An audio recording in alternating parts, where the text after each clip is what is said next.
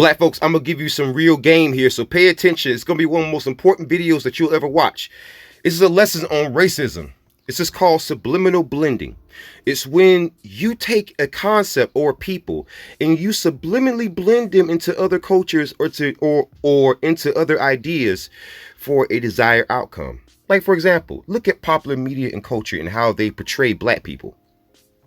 Do you understand that over time, the way that the black suspect is portrayed in Law and Order, the way that they are portrayed in movies, even people who ain't even black.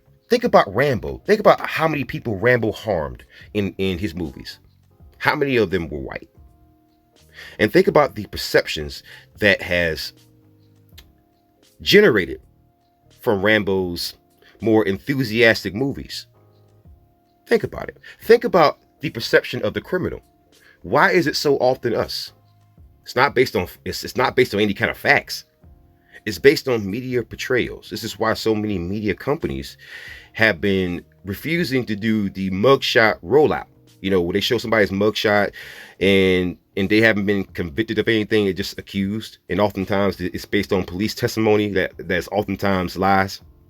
See? That is called subliminal blending. It's when you take two concepts, like, for example, a criminal and a black person, and you blend it together over time by repeating the same narrative. Prime example, reparations. Whenever I mention the term, people say, well, black and Native American. What do you mean, and Native American? 40 acres and a mule was for us. For us. What are you talking about? And then people start blending the two concepts together because over time people have repeated that narrative. Now, luckily, we are seeing that whole narrative is not holding together as the ops and the informants are finding out. But that is just two examples of how black people can be massively manipulated by repeating the narrative over and over and over again in concert. Two separate concepts you repeat together as if they are one and the same. Now, if you think about that concept just for a second and think about some of the things that you see in your everyday life, you can see how the government, non-government groups or NGOs and special interest groups have manipulated you over time, black person, into believing things that are not true. You believe that you don't have a culture here in Black America. We are the culture. What are you talking about?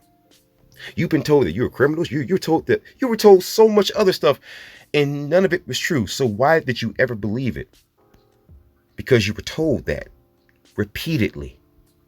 And that's been my TED Talk.